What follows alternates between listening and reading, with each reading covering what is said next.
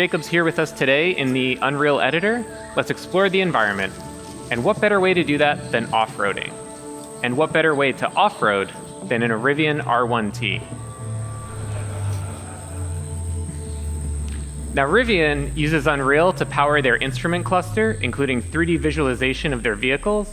So we worked with them to bring the R1T to life in this experience. Let's head on out, Jacob. Sure thing, on my way. All right. So we're building tools for interactive and dynamic worlds.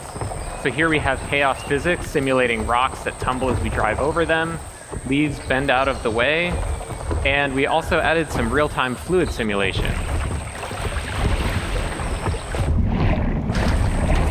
We worked with the team at Rivian to set up Unreal's chaos vehicle model to simulate the suspension of the truck and how the electric motors drive each individual wheel. Chaos also simulates how the tires compress and deform, and Meta Sounds enabled the team to precisely resynthesize the sounds of the electric motors and mix them with the ambisonics of the jungle.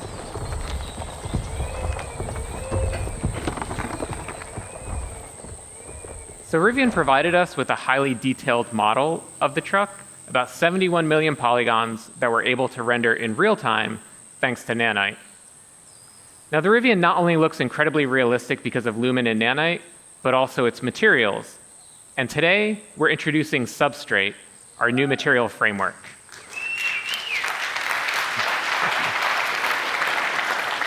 And to better demonstrate it, let's swap the paint out for Opal. Now, of course, you can't order a Rivian with Opal body panels, but Opal was the internal code name for this project, and also a really great demonstration of Substrate's capabilities. The base layer models the iridescence, refraction, and reflections that occur inside of an opal. And on top of that is a layer representing the polished surface and how light is absorbed as it travels through that clear layer of varying depths. And now we can add back on the dust and dirt layers. And notice how the reflection changes when interacting with the dust layer, and that there are no artifacts along the transition from dirt to dust to opal. So Substrate is more expressive, enabling artists to create materials like this with different shading models and compose and layer those materials as they see fit. All right, let's head on out, Jacob. On my way. All right. In terms of performance, Substrate materials that are similar to the current Unreal Engine shading model cost about the same. But now, artists have the freedom to author more complex materials for extremely detailed use cases, like in cinematics and in film.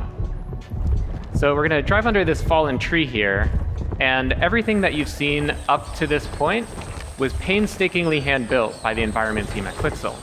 Everything since that fallen tree has been built using our brand new experimental suite of procedural content generation tools, entirely in engine that are flexible, deterministic, and artist-driven. Our guiding principle in building these systems was to empower artists to make tools for artists. So Jacob's going to go ahead and add a procedural assembly to the world. And the cool thing is that it communicates. Thank you. Yeah. Pretty cool. And the cool thing is that it communicates with other nearby procedural elements in the scene, like the creek bed. So let's say a designer comes by, wants to direct the player to drive to the left. Jacob can simply move the assembly to the right, and everything updates to accommodate that change. Game design is iterative, so let's say the designer comes back, wants to give the player the choice of going left or right again. Jacob can simply move the assembly back over. Now, the artist who created this assembly also added some additional handles that Jacob can use to art direct where rock slides occur. Allows him to customize the piece a little bit more, make it a little easier for the Rivian to drive by. So we started by handcrafting that original part of the level to set the visuals and art direction for the entire piece, and then built out procedural tools that allowed the team to create a much larger play space much more quickly. Now let's see how we can use these procedural tools to make larger sweeping changes to the environment. So Jacob, let's start by removing some of the trees in this area. Absolutely, that's easy enough actually. All right, a little too much. Let's add some trees back in. Okay. And let's also add in some cliff formations, give it a little bit more variability. So the procedural systems are all deterministic. As Jacob is experimenting with different sets of input parameters, Once he finds a set that he likes, he can always go back to it and get out exactly the same results.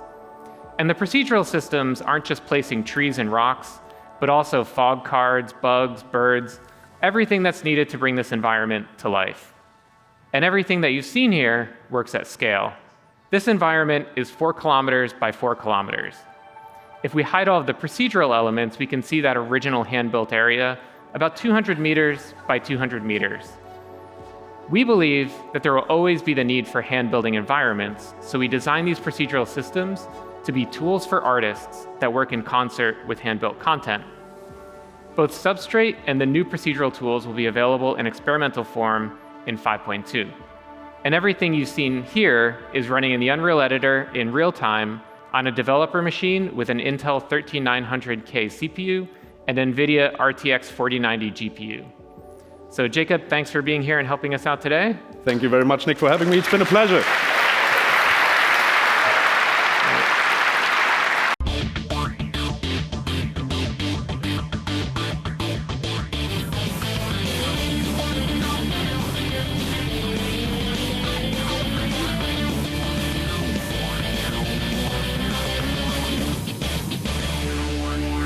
The King of Fighters 12